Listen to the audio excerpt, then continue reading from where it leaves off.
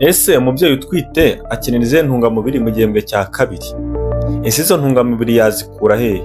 Ese ubundi kubera iki ari ngombwa izo ntungamubiri ziba zikenewe? Ibi nibyo ugiye kumva muri iki kiganiro, aho tugiye kukubwira intungamubiri z'ingenzi umubyeyi akenera mu gihembwe cya kabiri mu gihe atwite. Iki ni igice cya kabiri dukoze, part 1 twarayikoze ndetse iri na hano kuri YouTube channel. Ku muntu utarayirebye yayireba kuko hari intungamubiri tutari buze kuvuga twavuze muri part 1. Iyi ni part 2 kuko twe twandika ikiganiro kiba kirekire. Hano tugiye kubabwira izo ntungamubiri ndetse n'ahantu wazikura ndetse n'impamvu ari ngombwa ko ufata izo ntungamubiri cyangwa se ufata ibyo biribwa muri iki gihembwe cya kabiri ubu utwite. Rero impamvu zino ntungamubiri ziba zikenewe nuko muri iki gihe hagati y'ibyumweru 13 kugera kuri 27 ari igihe umwana aba akura yihuta ku muvuduko wo hejuru.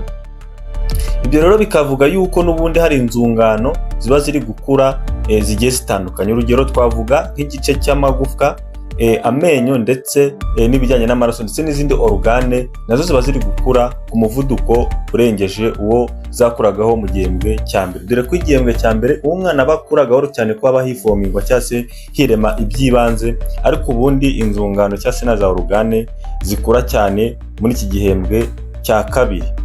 Akora mpamvu rero tugiye kubabwira izi ntungamubiri ziyongera kuzo twababwiye muri part 1 umubyeyi aba agomba gufata mu gihe atwite mu gihembwe cye cya kabiri. Intungamubiri rero tugiye guheraho ni umunyu ngugu wa choline. Uyu ni umunyu ngugu twavuzeho no mu gihembwe cya mbere, ariko hano mu gihembwe cya kabiri urakenerwa cyane kuko ubwonko buba buri gukura ku muvuduko wo hejuru. Rero aba awukeneye kugira ngo umufashe mu gukura neza k'ubwonko, dore ko n'umunyu ngugu wa choline ufasha mu gukura neza k'ubwonko, bikazatuma n'umwana agira igipimo cyo kwibuka ndetse no kubika amakuru mu bwonko kiri hejuru, ndetse bikazamufasha n'igihe yagiye ku ishuri kujya abasha kwiga neza ndetse no kugira ibintu afata mu buzima. Urabona umwana avuka nta kinazi, aba akeneye kugira ibintu yiga ndetse no kugira ibintu afata. Rero yo umubyeyi atajya afata uno munyu ngugu wa choline uhagije, igipimo cyo gufata ndetse no kubika amakuru by'umwana mu bwonko kiba kiri hasi. Ikindi kandi nuko gufata uno munyu ngugu wa choline uhagije mu gihe umubyeyi atwite muri iki gihembwe cya kabiri bifasha umwana kuba indwara zifata imyakura zagabanyirizwa amahirwe yo kuba uwo mwana yazirwara. Ibyo rero bigatuma umwana avuka ameze neza, adafite ibyo bibazo bifata imyakura twavuze bya spina bifida.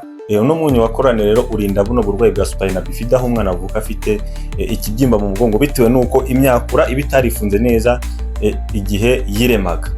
Rero uno munyu ngugu wa choline wawusanga mu bihe biribwa.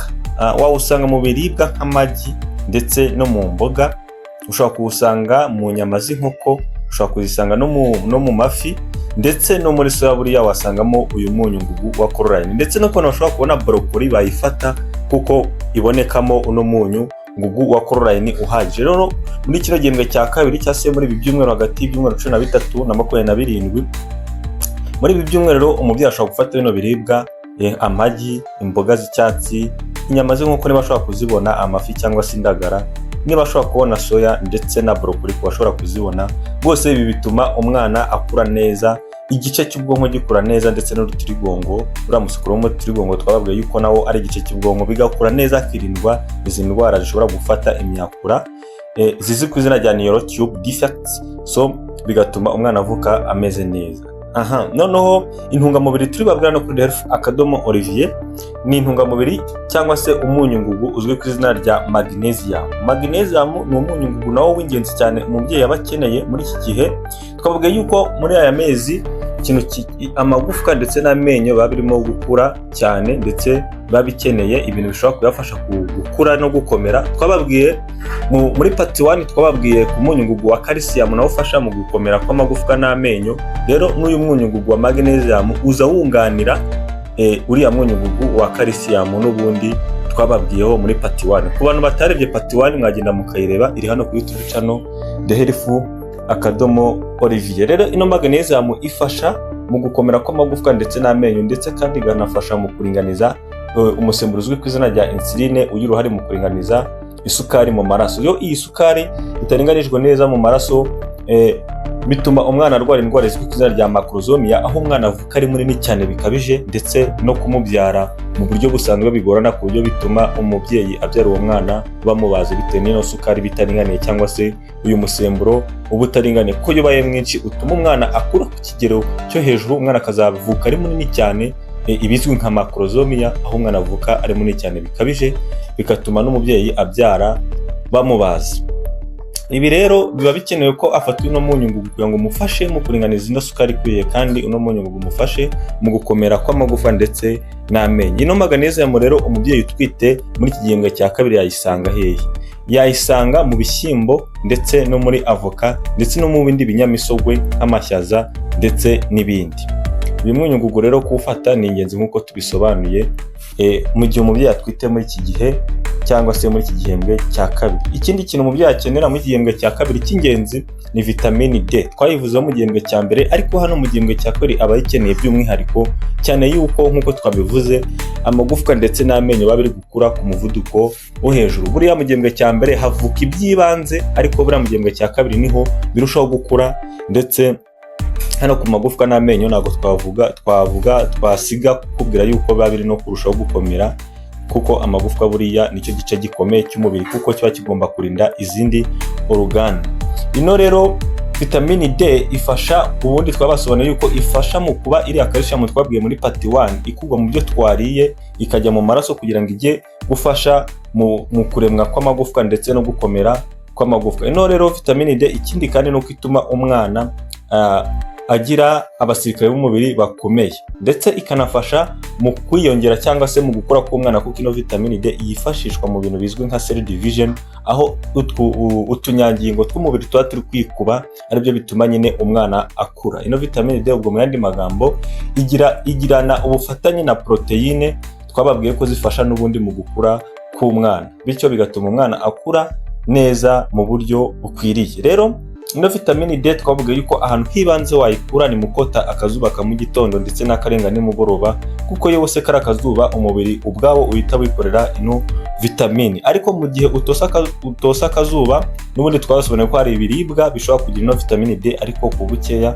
Urugero twabahaye ni nk'amafi azwi ku izina rya fatty fish, twababwiye ku mata ari fortified ariko, ndetse tubabwira ku maronji ndetse n'amagi, no ku bantu bashobora kubona yawurute, buriya no vitamini D wayisangamo. Gusa ahantu ushobora kuyikura heza hizewe ni ukuba wakota akazuba ka mu gitondo ndetse n'akazuba karenga nimugoroba rwose. Yo ukose umubiri hariya uhita utangira kubyikorera. Rero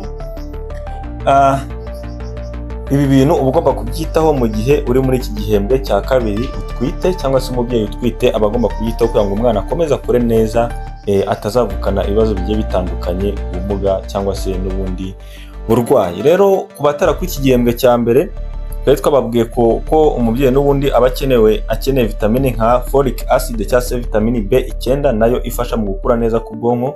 Twari twababwiye DHA cyangwa se omega 3 fatty acid, iyi ngiyi ifasha mu gukorwa k'ubwonko n'ubundi ndetse no gukorwa kw'amaso, ndetse tubabwira kuri calcium nayo yifashishwa mu gukomeza amagufa. Twari twabwiye kuri proteine n'ubundi ifasha mu gukura k'umwana. Ubwo rero ku muntu utarakurikiye ibyo biganiro, utarakurikiye ikiganiro cya mbere, yagenda akareba n'ibiribwa twavuze, ugomba kubikuramo ibyo bintu kuko umwana aba abikeneye. Umubyeyi rero yadafashe nk'ino calcium cyangwa zino magnesium zihagije, bituma umwana akoresha calcium y'umubyeyi aba abitse mu magufwa, ugasanga umubyeyi agize ibibazo byo kugira amagufwa yorohereye. Ibyo ngibyo rero bigatuma umubyeyi agira amagufwa yorohereye ku buryo ashobora no gutsikira akavunika bitewe n'uko adafata calcium ihagije. Umwana nawe agakoresha calcium y'umubyeyi, bigatuma umubyeyi rero agira uburwayi bw'amagufwa bituma amagufwa yorohera. Ndetse kandi yadafashe zino ntungamubiri nk'iriya twababwiye ifasha mu gukora insoro zitukura, nk'iriya twababwiye ya iron cyangwa se ubutare bwa iron, umubyeyi ashobora kurwara uburwayi nka anemia cyangwa se kugira amaraso makeya, bigamutera ibibazo bigiye bitandukanye, ndetse bikanatera n'ibibazo umwana ntakure neza rwose akavukana uburwayi. Rero iki gihembwe cya kabiri umubyeyi aba agomba kucyitaho, ukabashishikariza kugenda kumva kiriya kiganiro cya mbere ndetse n'ino part 2 mukaza mukayumva, kugira ngo mumenye neza intungamubiri mugomba gufata muri iki gihembwe cya kabiri, umwana agakura neza ndetse n'umubyeyi akagira ubuzima bwiza. Hano ni kuri Olivier YouTube channel bagezaho ibiganiro bivuga ku buzima, ahanini biba bigamije mu kudufasha kumenya uko twabungabunga ubuzima bwacu. Njye mwabanye nitwa Manzi Olivier. Ibi biganiro tunyuza hano ni ibiganiro bigamije mu kutwigisha muri rusange, ntabwo bikuraho inama zihariye uba warahawe na muganga ukuvura. Rero niba utarakora subscribe, wakora subscribe. Niba wakunze kino kiganiro wakanda like, ugakora share ku nshuti zawe ndetse ugatanga n'igitekerezo, cyangwa se niba ufite n'icyifuzo ukagishyira muri comment. Rwose turazisoma tukagusubiza. Niba ari ikibazo tubaje turagusubiza, niba ari n'icyifuzo ufite turagisuzuma, twasanga rwose nta kigoye kirimo tukabikora, cyangwa se birimo ubushobozi bwacu tukabikora. Rero tuzabone mu kiganiro cy'ubutaha. Mwari kumwe na Manzi Olivier, umunyeshuri muri kaminuza ishami ry'ubuzima. Ciao ciao.